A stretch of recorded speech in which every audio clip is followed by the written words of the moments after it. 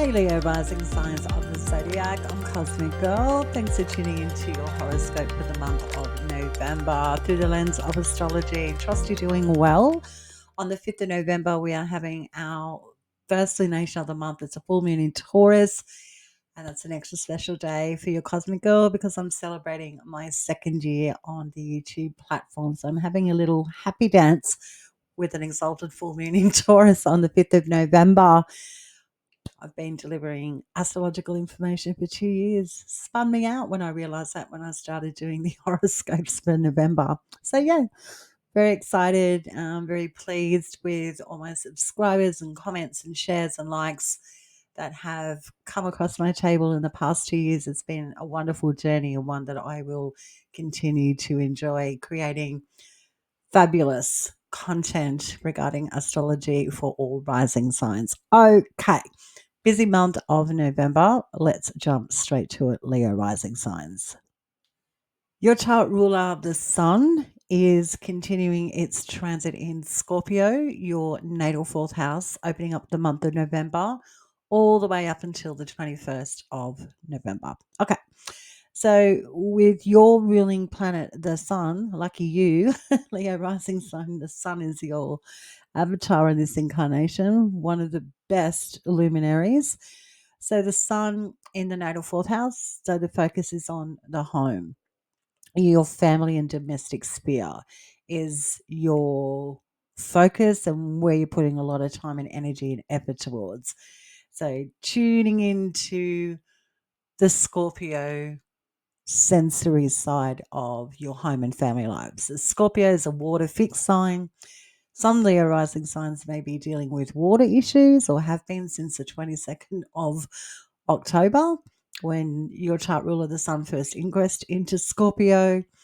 Being fixated, if you will, with that fixed component of Scorpio on your home and your family and getting something just right foundationally, whether that's your dwelling, your sense of where home is, enjoying family interactions with in your home should be pretty lively and pleasant for you with the sun in Scorpio in your natal fourth house. So you're rolling up your sleeves and getting down to it in an emotional capacity and practical one regarding setting strong foundations for you or literally your family tree or your foundations regarding your physical home and dwelling with this transit with the sun in the fourth house until the 21st. So the sun annually gets into your natal fourth house. So it's pretty easy to gauge what your chart ruler is up to, being the sun.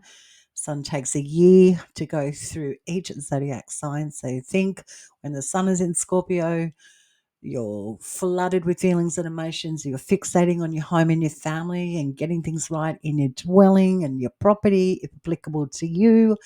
So things become really focused for you when the sun is in the natal fourth house of Scorpio. On the 4th of November, Mars leaves your natal fourth house. So, Mars in the natal fourth house is very dynamic in Scorpio because Mars is in domicile in Scorpio. So, there may have been a lot of action, a lot of movement, and developing strategies on navigating through conflicts regarding home and family or your property. Pretty punchy transit with Mars in the fourth house. How have you experienced Mars in the fourth house? Have you been on the move? Have you been in and out of the home? Have you been getting stuff done in the home or nutting things out with the family and passionately pursuing your heart's desire, which is I want to be with my family, I want to be in my home, and I want to get things done, and this is what I enjoy. Mars in the fourth house is a really good transit.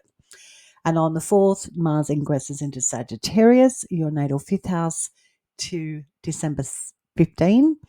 So the whole month, Mars will be in your natal fifth. Mars really enjoys being in the fire, mutable zodiac sign of Sagittarius, ruled by Jupiter. Nice matchup for Mars with the fire component. Mars and Sagittarius is seeking adventure. So think thrills and spills. I want to go, I want to grow.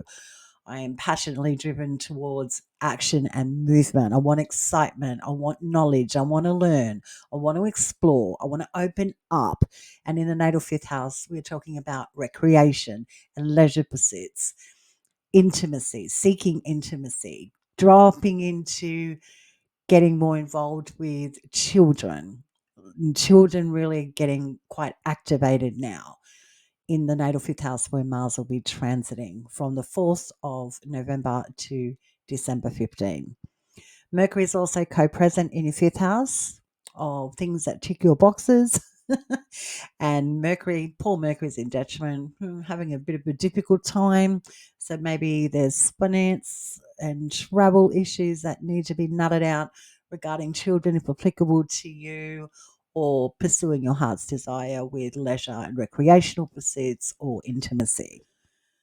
Our first moon of the month on the 5th is a full moon exalted in Taurus, an extremely positive position for the moon.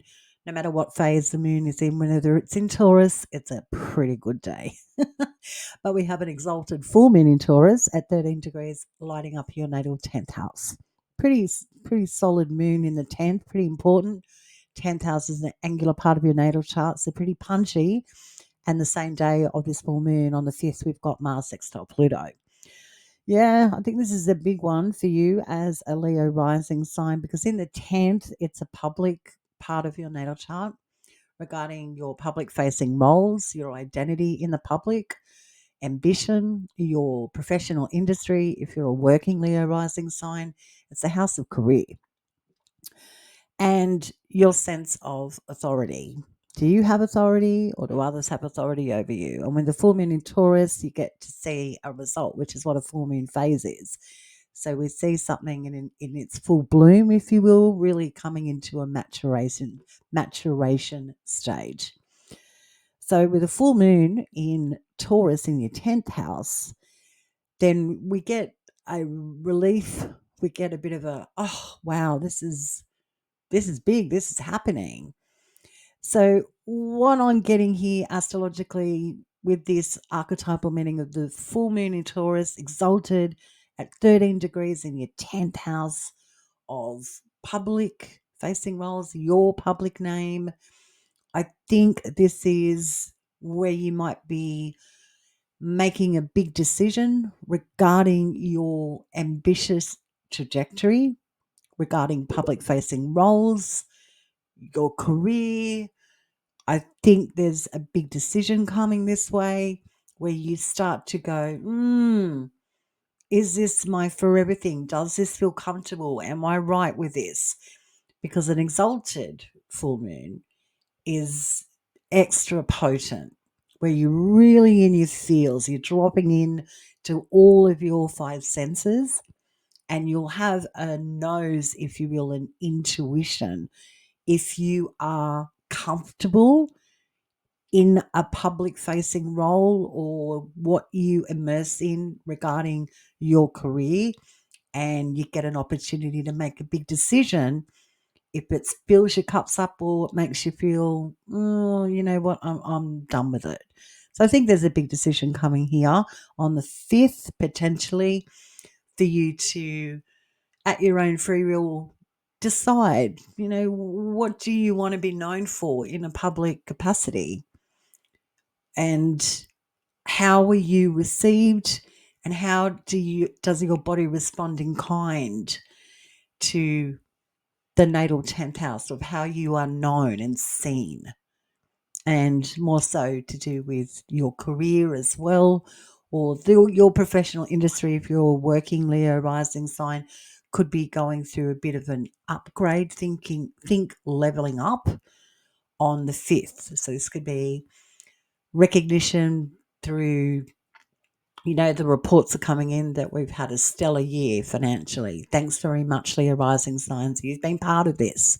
Couldn't have done it without you. So some sort of recognition could be coming in, or you having some sort of aha moment on the 5th that, I like this role that I'm playing in the world, or I'm a little bit uncomfortable. I need to get uncomfortable. I need to change something here on the 5th. With Mars also sextiling Pluto, this is a really interesting archetypal combination, Mars and Pluto in a sextile from your 5th house, so things that give you joy and pleasure, children if applicable to you, pregnancy, intimacy, recreational and leisure pursuits. Mars is there doing really well in Sagittarius. And when it connects well with Pluto in Aquarius in your natal seventh house of relationships and other people, then this could be a celebratory aspect as well for people that you have an intimate connection with, business, relational, or otherwise. So there can be someone in your life getting some attention that makes you feel, oh, wow, well, how am I going in that my public capacity, or how am I appearing? So I think it's a pretty big full moon for you, Leo rising signs, with being in the 10th house. And with Mars and Pluto connecting, there's something here that change is brewing, or a big shift is coming, changing up with generations, with romance or children, if applicable. Yeah, something really big here, I think, is happening for the Leo rising signs. Feel free to leave any comments in the comment section below. But the actual day, the 5th of November, is a pretty poignant, punchy day.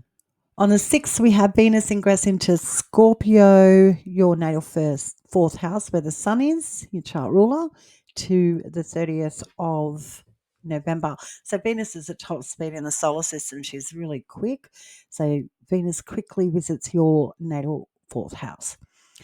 Okay, well, Venus traditionally is in detriment in Scorpio. So Venus is a little bit extra in seeking her heart's desires. She wants what she wants, and it's like negotiations are off the table. She's running the race, if you will. So I like to think of this archetypal combination of Venus and Scorpio in your fourth house as you being a little bit over passionate about your home and your family life and your domestic sphere. So think, oh, I'm overspending, I'm overindulging in the home. I'm stretching it all a little bit too thin. I'm towing a line of, things are really good, but just how good do we need them to be? So Venus in the fourth house for you from the 6th to the 30th, you may find yourself being a little uh, extra passionate. It's not that bad. But yeah, you might find that you're more driven towards getting what you want when it comes to family and your home life. Yeah, I think you're almost going to be uh, wanting to do things like bring art into the home, paint, decorate, make it beautiful, but maybe overstretching yourself physically or financially with this transit. On the 7th, Venus squares Pluto in Aquarius. Yeah, this is just like a difference of opinion. So I would say it could be a pretty contentious day, something disrupting the family, or you saying, look, I'm up to the challenge with a significant person in your life on the 7th. So you could be really contentious and feel like you want to, you know, say what you want to say, and you're not really too concerned about how you deliver a message because Venus and Scorpio in your natal fourth house, um, it just archetypally symbolizes that you're not completely sold on bending the knee and conforming to other people's wills on the set. It's very interesting. We also have on the same day, on the 7th, retrograde Uranus in Gemini in your natal 11th house is retrograding back into Taurus in your natal 10th house. That full moon was on the 5th. So officially, Uranus will station direct next year on February 3rd at 27 degrees and won't visit your natal 11th house until April 25, 2026, where Uranus will be until 2032. Okay, so let's quickly talk about this because it's important. It's the natal 10th house again, and it's all about how you're known, how your name, your logo, your brand in a public capacity. Okay, so what Uranus brings us is an opportunity to change direction. Like we're done with that. We need to be okay with upping the ante when it comes to our ambitions and how we want to be favored in the public eye, if you will. And Uranus gives us the almost, I like to think of Uranus giving us the awareness that we are changing. And with changes, we know that we need to think about the future in a different way. We're expanding in new horizons. So Uranus back in the 10th house till the 25th of April next year.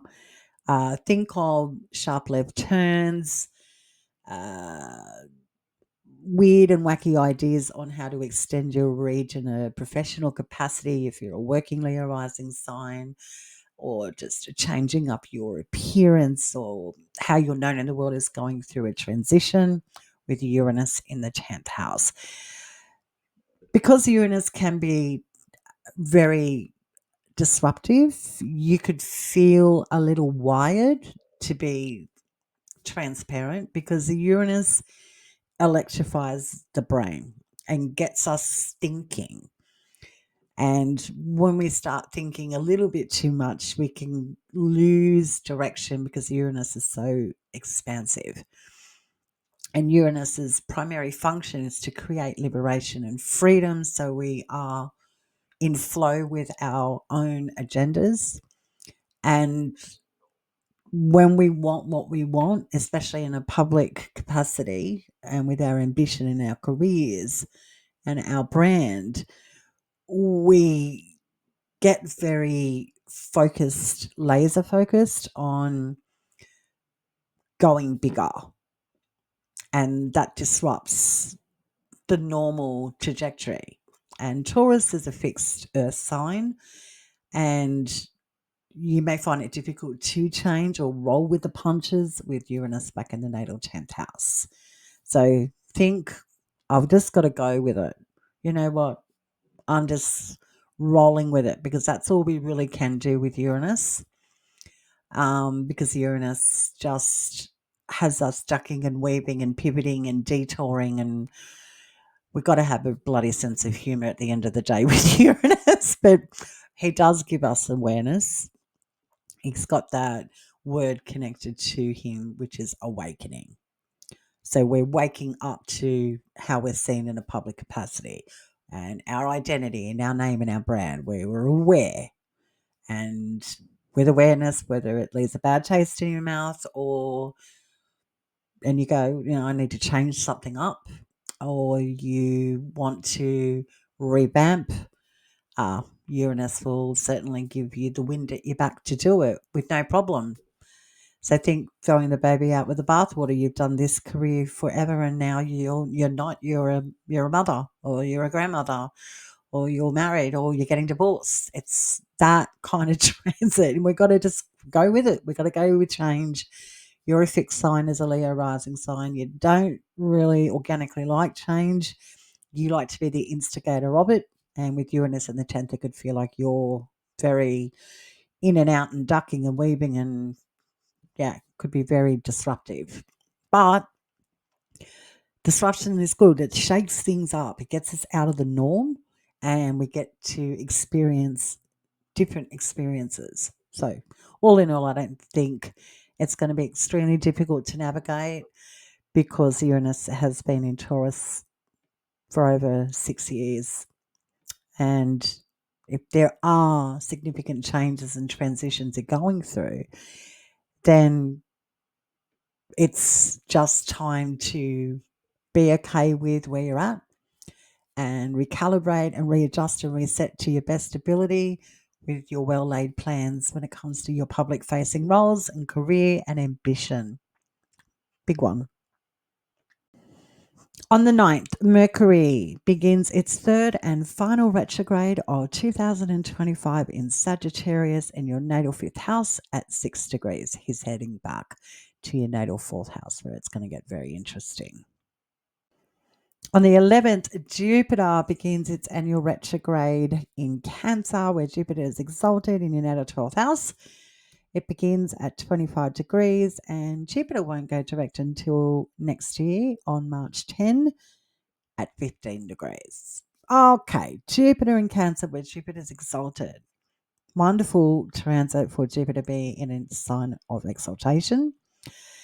Yet, this is Leo rising signs 12th house. So, what you do in isolation and solitude uh, gets a bit of a glow up. And the 12th house is also a house associated to where we get lost. Like we lose our compass, we lose our direction. And with Jupiter exalted in Cancer, maybe you've liked overindulgence behind closed doors. Maybe you just like freedom and doing your own thing with Jupiter in Cancer in the 12th. Not too bad. But when he goes into a retrograde in your 12th house, you get the opportunity to have a talk to yourself. You know? How do you feel about freedom and doing your own thing and having things go your way? Because Jupiter is exalted in Cancer. I'm sure your 12th house is getting plenty of blessings regarding things that tick your box behind closed doors. Is pretty lively, pretty active. Things will be pretty smooth for Leo rising signs. But if you felt like you've been lost in the sauce, lost in the juice, then Jupiter, he's big enough to go, oh, that's enough. You're overindulging. Stop enjoying yourself so much. We know life's good, but how good do you want it? Kind of questioning time when Jupiter's in a retrograde. So you might want to pull yourself up by the bootstraps and get some sort of structure and order in what you're doing behind closed doors and in private. So you feel like you're not being blown around by the wind and gauging in on how your body is responding in kind to all this exacerbation. How does it make you emotionally feel? What's your intuition telling you? Do you feel safe? Do you feel secure? Or do you feel like, oh, I'm losing a little bit of my agency here? So it'll be a time of, adjusting and going with, wow, things are really getting bigger, but how am I feeling about it all? Jupiter in the 12th, retrograde on the 11th. On the 12th, retrograde Mercury conjuncts Mars at 6 degrees in your natal 5th house in Sagittarius. Yeah. I'd just keep your ears peeled for important information that might go a little bit further. The story's got a little bit more to it. It's like the beginning of a conversation, is what I'm getting archetypally with this combination in your 5th house. Potentially connected to children, if applicable to you, pregnancy, intimate partnerships, leisure or recreational pursuits, something pretty significant might be coming across your table on the 12th when retrograde Mercury conjuncts Mars at 6 degrees. It's pretty chill after that conjunction. 5 days later on the 17th, we're having our first grand water trine.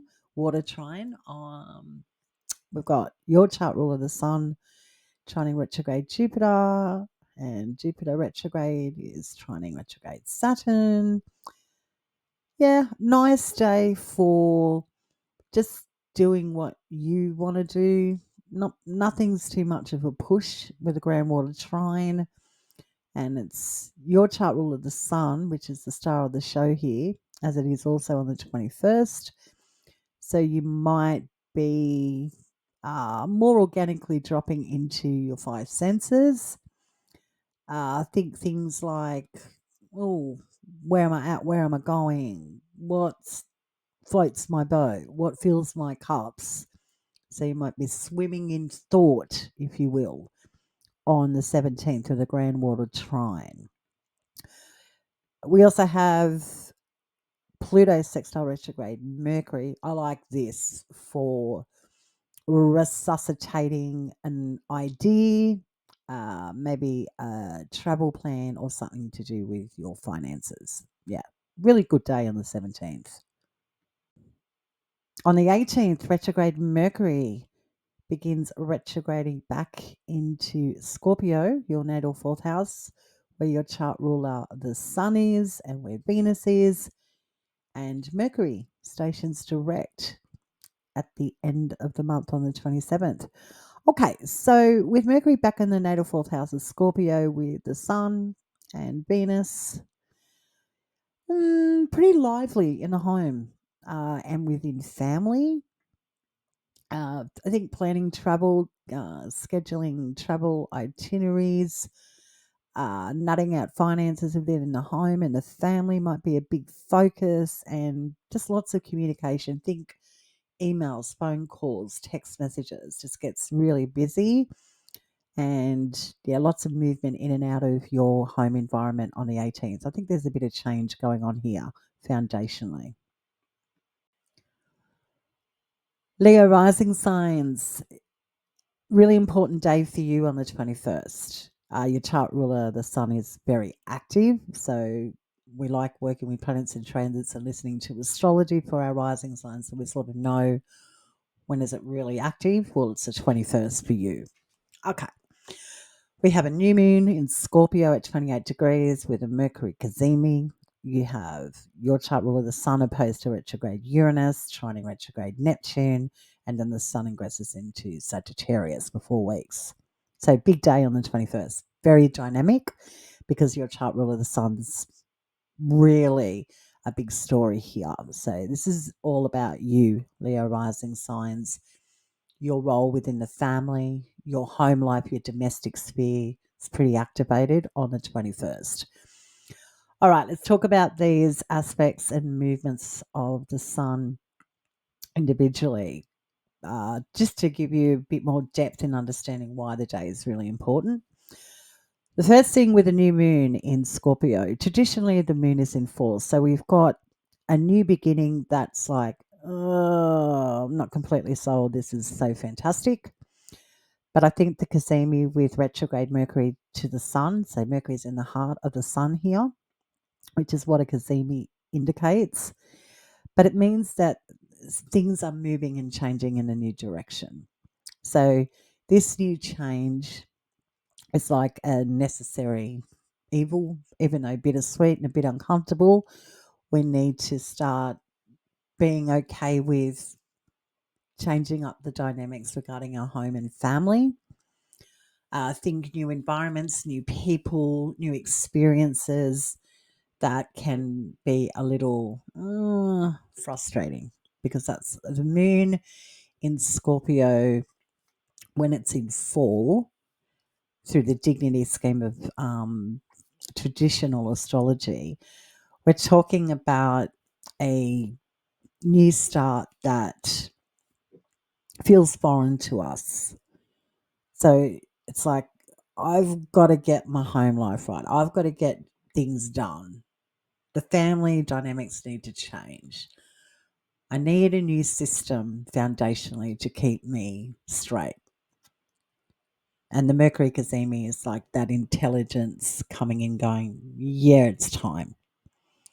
And really focusing in on finance and travel and communication, being really clear about what it is that you want. How do you get your needs met within your family and your home life? And could all be very focused in on the 21st with a new moon and Mercury Cazimi in the fourth house at 28 degrees of Scorpio. Then the Sun progresses and moves forward, and then you, the Sun, opposes retrograde Uranus in the 10th house, which is like feeling restless, uncomfortable, because when the Sun is opposed to disruption and chaos, which Uranus brings to the table, affecting our public life, our career, and our sense of direction regarding ambition in our pursuits in the world, you may not be completely sold on running with a crowd or not really wanting to have something exposed regarding your home and family life that could have a knock on effect to you publicly. So it can be a bit contentious when the Sun opposes retrograde Uranus. Is also trining retrograde Neptune in Pisces in the 8th house. And this could be feeling you as a Leo rising signs feeling like you're returning to an old story regarding other people's resources or wanting some sort of transformation. Yeah, pretty punchy day. And then the Sun will ingress into Sagittarius into your 5th house for 4 weeks to December 21st, when we come to the solstice point. And that's an important turnabout for the Leo rising signs when we get to the solstices and equinoxes. But with the Sun in Sagittarius in your 5th house now from the 21st to the 21st of December, this is lively. This is seeking adventure. Where's the thrills? Where's the spills? Where's the fun? Where do I want to go? What do I want to do? What do I want to learn? What do I want to immerse myself in? Think leisure and pleasure pursuits, recreation, fun, expansion. Children, if applicable to you, could be seeking out knowledge or learning things themselves. So it's a lively transit. Pleasant. Mars is co-present in Sagittarius as well. So the natal 5th house gets more of your attention. Think travel itineraries, planning adventure, planning seeking knowledge, planning to interact with children or children just expanding and getting bigger. Really interesting with the Sun in the 5th, but really pleasurable at that. So you might be more than happy to maybe overindulge. Seeking your heart's desire won't be a problem. And there'll be plenty of people around you to encourage the fun train to keep rolling out for 4 weeks with the Sun in the 5th house of Sagittarius. Really, really quite nice and lively for you, Leo risings. The 25th, Venus conjuncts retrograde Mercury at 22 degrees. Yeah, this is a reality check day. This is a day of you just putting pen to paper, really dropping into some quiet time and doing some reflecting on your next moves when it comes to your home and family and domestic sphere. On the 26th, we have our second grand water trine of November. We've got Venus trine retrograde Jupiter and Jupiter retrograde trine retrograde Saturn. We also have on the 26th Saturn stationing direct. Pretty big. Okay. I think this is a really good opportunity to make some tough decisions that may be a little bit sobering on the 26th, but quietly digesting them. It's an internal decision day on the 26th. Saturn stationing direct in Pisces in your 8th house. There seems to be more certainty regarding other people's resources or being more confident about transforming something that's like a really old story in your life. You're the expert in you, Leo rising signs. Only you will know what that means. But this is like upping the ante and leveling up, being a lot more mature about your direction regarding other people's resources that have an impact with you and trying to develop a new transformation that feels more solid, more secure. Yeah, pretty interesting day on the 26th. Okay, on the 27th, Venus opposes retrograde Uranus. Yeah, okay. Again, I think this is about uh, just not wanting to expose anything that's going on behind closed doors in a public capacity, being very passionate about uh, keeping everyone at bay, keeping something out of work. So not trying to mix business with pleasure is what I'm getting with Venus opposed retrograde Uranus. And Mercury on the 27th stations direct at 20 degrees. That's really good news as well. So Mercury has finished up his final retrograde phase on the 27th of 2025. Mercury now direct in the 4th house. This looks pretty settling regarding finances, travel, and how you communicate within the home and family life. Uh, Maybe a bit of goal setting is coming to pass. Now, Mercury's direct when it comes to your home and family and domestic life on the 27th. Really quite good. On the 30th, Venus trines a retrograde Neptune. Yeah, this is really interesting. I really like this aspect. Archetypally, Venus trine retrograde Neptune. Really easy to recover information regarding how you can transform a connection with other people's resources. Really nice aspect on the 30th. After that connection to retrograde Neptune, Venus then ingresses into Sagittarius, into your natal fifth house to December 24, joining your chart ruler, the Sun and Mars. That's pretty big. It's pretty good. Venus and Sagittarius, Venus, she's attracted, she's focused in on thrill seeking. She wants to connect. So you'll be really feeling Venus like lifting up the natal fifth house. Think children escalating, if applicable to you.